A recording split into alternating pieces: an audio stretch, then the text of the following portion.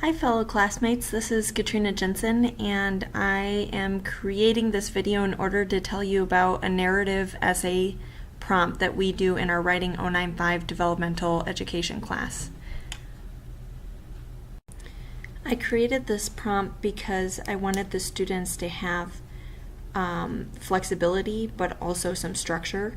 I also wanted to incorporate some reading into our developmental education course and show students an exemplary professional essay. This prompt also requires students to think past a straightforward narrative and create a story with a theme. As teachers and writers, we all know that it's really important to show and not tell in our writing, and this prompt encourages our students to do that. The Inheritance of Tools is a wonderful essay built around a series of narratives. These narratives are inspired by tools that have been passed down from generation to generation in Mr. Sanders' family. In particular, the essay focuses on an old hammer that was passed down from his grandfather to his father and then to himself. He talks about his grandfather bringing home his grandmother on their wedding day to a cabin that he's building for her, but it's not quite complete, so he puts her to work. With the hammer, of course. He describes how his son and daughter learned the tricks of the trade and, in his words, his daughter, even on the brink of teenage aloofness, occasionally drags out the box of wood and carpenters something. The most powerful narrative in this essay is about his father's death, and he actually bookends the entire essay with this narrative. So, as you can see, the hammer becomes an anchor for all of these stories, and this is the kind of structure that I wanted my students to follow. Mind you, Mr. Sanders' essay is about 4 pages, single-spaced, and so it's quite long, and most of my students write substantially less than this. They usually choose just one narrative to write about, but the point is to choose a favorite possession or family heirloom in order to center their narrative. The way I go about this assignment is to have my students read the Inheritance of Tools essay, and then in class we discuss questions like what are the main narratives, choose a passage that you think is well written and why. And then my students start thinking about their own treasured possession or family heirloom. The student essay that I'll share with you probably via email is about Pooh Bear and my student losing and then finding Pooh Bear years later. It's a wonderful essay.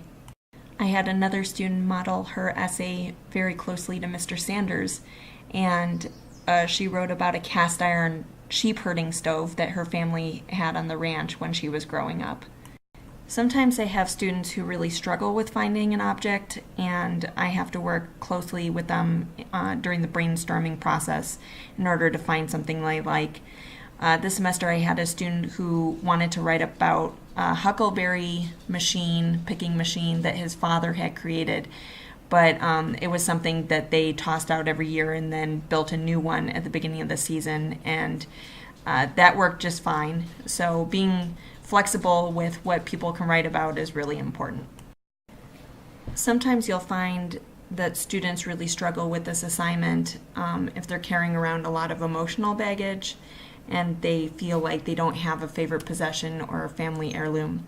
So again, it's really important to work with them during the brainstorming phase and try to find something that they can write about. I typically do this assignment as their very last formal assignment in class, and so we've had all semester to get to know each other and build trust, and I think this is why the essays generally are just so great, because students are willing to really tell stories that they care about. Since this assignment happens at the end of the semester, students already have practiced writing really vivid descriptions, and so part of the pre-writing phase is looking at that object and writing a description that I can visualize as a reader. As you can see, we do a lot of pre-writing for this essay. I generally have students create concept maps and figure out what narratives they want to branch off of that object. And this helps to generate a lot of ideas. So when they start writing, they have a variety of stories that they're thinking about and they can include in their essay. It seems like students have a pretty easy time of writing their first rough draft. The words just spill onto the paper because they're excited to write personal narratives at the end of the semester.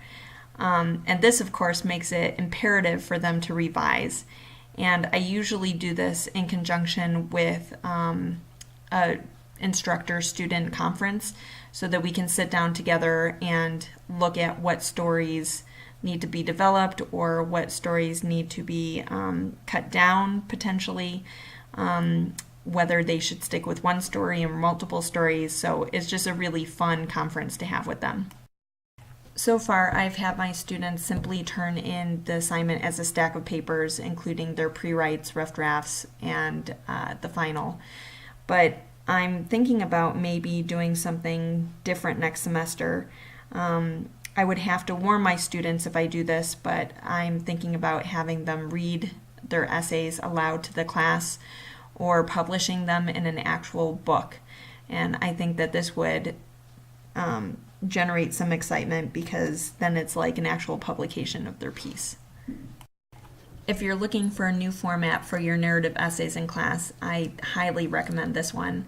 I find that students are really excited about their topics. They're able to write about something meaningful. It gives them structure, but it also gives them flexibility. And I've just really enjoyed this assignment. So thank you for looking at my lesson. This is the first video I've ever made, so I hope it wasn't too choppy. Bye.